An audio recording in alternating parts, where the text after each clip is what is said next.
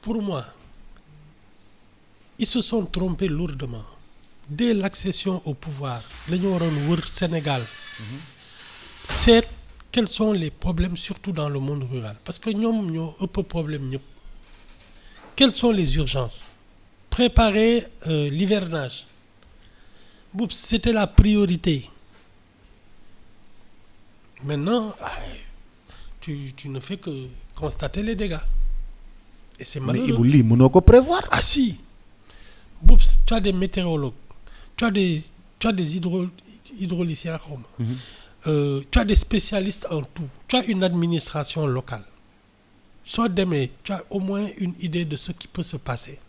Il y a toujours quelqu'un qui t'avertira en disant « Ah, moi je sonne l'alerte parce que on risque ceci, on risque cela. » À partir de là, tu peux prendre les bonnes décisions et tu anticipes. Non.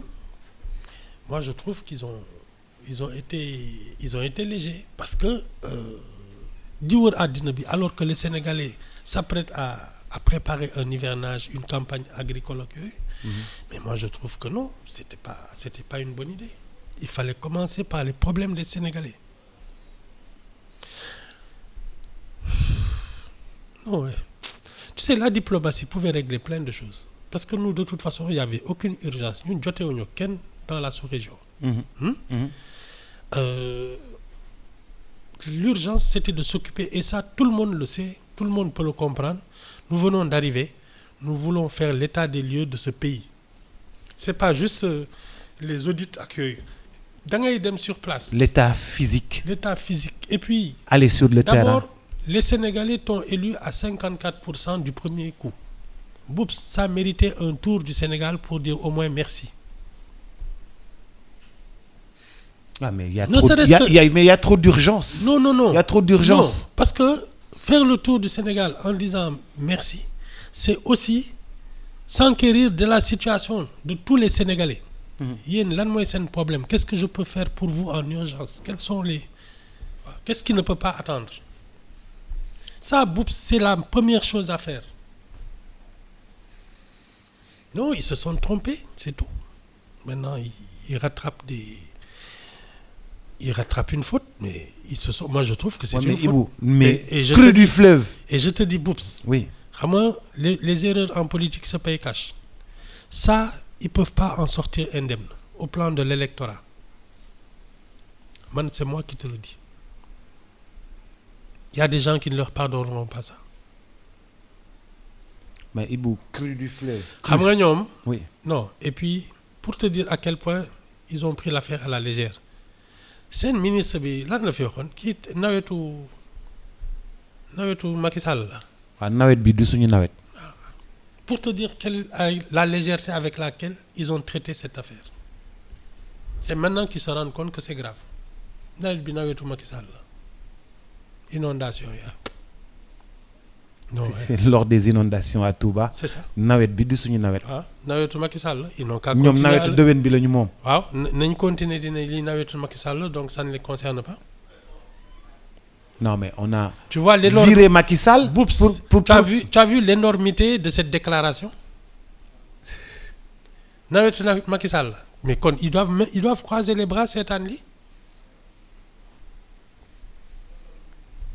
C'était trop gros. C'est maintenant qu'on se rend compte que c'est criminel ce qu'il a dit. Non, ouais. Ils ont été légers. mais Ibou nawet bi du suñu nawet waxewu ko ça voulait dire qu'ils sont en train de s'installer. Boups. Oui. Li du wax. D'abord. Ensuite, je reviens à ce que j'ai dit. Ils auraient dû en faire une priorité. Il y a l'hivernage qui arrive, il y a une campagne agricole. Toutes affaires cessantes, à 3 mois du début de l'hivernage. Parce que c'est une question de vivre. Les vivres là, le Sénégal. Mais tu ne peux pas négliger ça. Ils se sont trompés et lourdement. Et je pense qu'ils vont le payer très cher. Non, c'est impardonnable. Pourtant, Cheikh Tidiane Dièye a l'air très brillant. En tout cas, moi, quand je l'ai ok, wax nga wax ji il a l'air. non, il est très brillant. Oui. Il est très brillant. bi ma koy xool tant qu'il était dans l'opposition. Mais ça, c'est une énormité. Nawet bi nawetu Macky Sall. Et c'est maintenant que le propos devient cruel. mais d'accord nga ak man que ni intellectuel bu mag la. kooka na. Cheikh Tidiane intellectuel du waxee nii. pas aussi man intellectuel xanaa xëy na dafa am ay diplôme. ah. ma ne xanaa dafa am ay diplôme waaye intellectuel moom. yow da nga bëgg a wax ni boo amee mën nga am diplôme te doo doon intellectuel. ak moo fi bëri. mën nga am ay diplôme yu bëree bëri. ak moo fi bëri. je te dis ay lijaasa laa la wax ay agrégation sax mën nga ko fi am te doo xàmmee gauche ak droite da ngay tari di dem am na fi ba taay du ma tudd kenn non. di nga am diplôme yëpp mais. da ngay nëx texit dëgg. ah oui da am non ça n'a rien à voir. Monsieur Fall da nga mun déconner. non. non da nga mun déconner. mais Boubs. oui. L'énormité de sa déclaration elle vient de se mettre en relief. Kii nawetu Macky Sall kon il devait même pas aller dans l'Est. C'est la faute à Macky Sall. nañoo régler ko ci boppam non Boubs.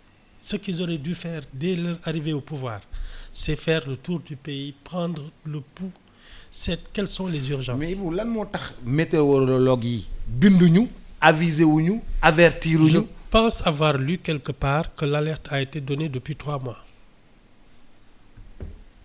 parce que ñoom ay waa OMVS yi. xam nga ñoom ils surveillent la montée du fleuve. ak tendance yeeg yooyu. Je pense que depuis 3 mois ils ont alerté. J'ai lu ça quelque part nag je sais plus trop dans quelles conditions mais j'ai lu ça de toute façon. non ren moom waxoon nañ ni taw bu bari loolu wax nañ ko depuis. taw bu bari moo nar a am. ils ont des points où justement c'est là qu'ils mesurent ak yooyu et qu'ils voient les tendances donc depuis 3 mois normalement ils ont sonné l'alerte mais xam nga comme fii dañ fi nekk di naan DPG. bul DPG nañu tas assemblée nañu dugg fii nañu génn fële ñii sàcc lañu ñii dëmm lañu voilà les vrais problèmes ñu ngi. on s'est pas occupé des populations on a trop fait de politique. c'est ça y a que ça nag. on n'a pas vu les prévisions on n'a pas écouté les prévisions. c'est ça mais man xam lu ma jaaxal lu tax bu nu mu tëddati États-Unis bu tempête bii ñëw bu taw bii ñëw bu crue bii ñëw dañ naan day ñëw bu subaa wala day ñëw bu subaa gannaaw suba yéen ñëpp dem leen ngeen làqu ci dem leen ngeen toog mais ñun mënuñu see gis benn. Boubs Japon. waaw. ils ont je crois que je t'ai envoyé la vidéo. ay écluses u 500 tonnes pour mën a. tsunami. moom la ñuy kii nga xam ne ça fait des trucs de 55 mètres ay. dafa mel ni ay pont suñu nee ndox maa ngi ñëw en 30 minutes yónnee nga ma vidéo day tëju waaw Boubs xel mooy naaj l'humain est fait pour réfléchir et régler et anticiper ñun jéemuñu dara nous on est presque au stade des animaux et même les animaux xam nga ñoom léegi-léegi dañuy am instinct ils sentent les choses balaa ñuy kii dara du leen fa fekk même nous on a perdu ça on ne réfléchit pas et on est mooy li waa ji doon wax rek quelques minutes avant le naufrage du Titanic. Les gens festoyaient quoi ñu ngi baal di kii ak yooyu jékki-jékki rek gaal ba dëpp fekk boobu noos baa ngi tàkkarnaase. On est en train d'assister à ça des gens qui s'amusent avec l'actualité qui font semblant de s'occuper alors que les Sénégalais sont dans des problèmes yoo xam ne ils auraient pu s'en passer.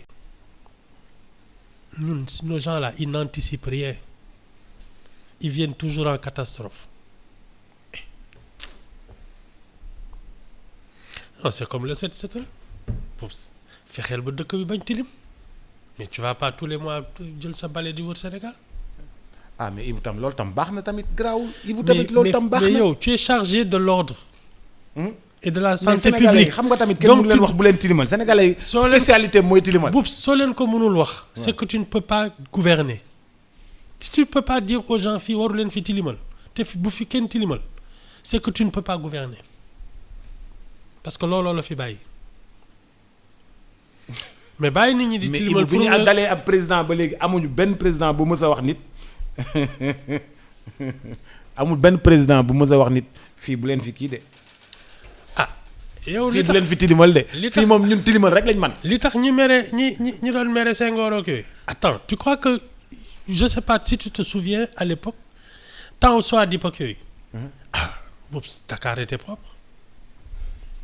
Je sais pas parce que daaw ma dugg ci biir dëkk bi. À l'intérieur du Sénégal. Mais au moins Dakar. au moins Dakar dañ daan sax poudre Ah il a. poudre ak yëpp. auto poudre Ouais. hein Oui, oui. ba pare dañ daan ñëw dégg naa di surveiller douche yi Ah loolu colonisation bi la. hein dañuy ñëw dugg ba vérifier say toilettes. vérifier say toilettes Parce que ay épidémies ak yooyu ça commence comme ça.